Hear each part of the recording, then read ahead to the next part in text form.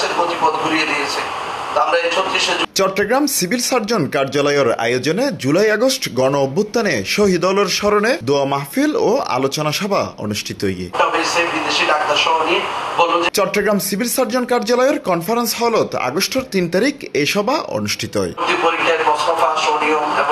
চট্টগ্রামের deputy civil surgeon doctor Touhidul আলমের সঞ্চালনায় সভাপতিত্ব করে civil surgeon doctor Jahangir Alam. এই সময় তিনি জুলাইয়ের দিনের প্রতি স্মরণগরী হইয়ে আমি যে জুলাই যোদ্ধা এবং ৭০কে দেখেছি, কোনো সময় আমি হতাশা ব্যক্ত করতে কোনো সময় আমি দেখিনি। ওদের মধ্যে কোনো আক্ষেপ ছিল না, ওরা আহত হয়েছে এবং শহীদ পরিবারের কাছ থেকে আমি কোনো সময় আক্ষেপ শুনি নাই। সবসময় আল্লাহর উপর তাওয়াক্কুল করেছে এবং আমাদের আল্লাহর সাহায্য নেওয়ার জন্য ওরা আল্লাহর উপর তাওয়াক্কুল করেছে। অনুষ্ঠানত প্রধান অতিথি হিসেবে উপস্থিত আছেন চট্টগ্রাম বিভাগের স্বাস্থ্য পরিচালক ডাক্তার শেখ ফজলে রাব্বি। তিনি জুলাই আগস্টের অভ্যুত্থানের বিভিন্ন ঘটনা স্মরণ করিয়ে হইয়ে কোনো বিষাদের দিন আমি বলবো না, আজকে আমাদের শোককে শক্তিতে রূপান্তর করার দিন।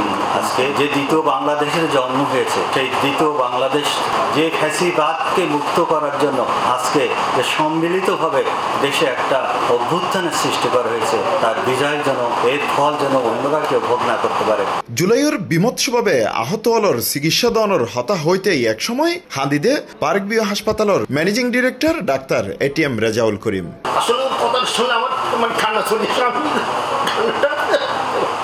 কারণ ওই ছেলেটা প্রথম আসছে আমার কাছে। আমি জাস্ট মাগরিব আসরের নামাজ পড়ে মানে পার্ক বিয়ে উঠিতে ঢুকলাম, দেখি যে একটা চেয়ারের মধ্যে একটা ছেলে জাস্ট এখানে একটা গুলি ছিদ্র, আর কিছু না, এটা কিন্তু ছিদ্র। সে তখন কিন্তু স্বাভাবিক ছিল, সব স্বাভাবিক ছিল, এখানে একটা ছিদ্র।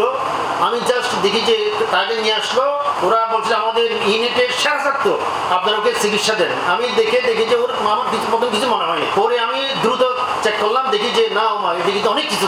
তারপর দ্রুত সে আস্তে আস্তে তাকে উঠিতে সহজে হলো এবং দ্রুত তার সব কলাপস করতে শুরু করলো। এরপরে ওনারা অনেক কিছু করে, একবার আমরা ওই দিন একটা সাধারণ সিটি স্ক্যান করি, সিটি এনজিওগ্রাম করি, সব কিছু করা হয়।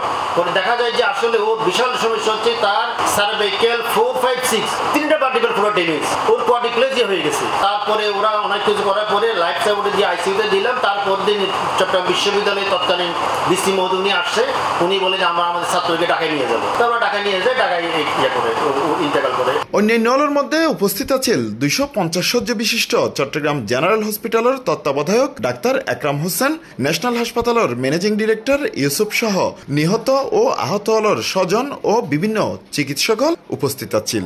আসলে জুলাই অভ্যুত্থান আমাদের ছিল একটা পরিবর্তনের একটা সুযোগ। আজকের এই দিনে আমরা এই বিশেষ দিনে যারা মৃত্যুবরণ করেছেন তাদের আত্মার মাগফিরাত কামনা করে সবার জন্য দোয়া করতে বলবো, যাতে কোনোভাবেই আমার আপনার দুর্বলতার সুযোগে যাতে কোনোভাবেই ফেসিবাদকে আবার বাংলাদেশে ফিরে আসতে না পারে, এই ধারণাটুকু আজকে দিনের অর্জনটা যাতে আমরা ধারণ করতে পারি। বেগুনুর মুনাজাতের মাধ্যমে অনুষ্ঠান সমাপ্ত হয়। Hossain Abbas, C+ TV, Chittagong.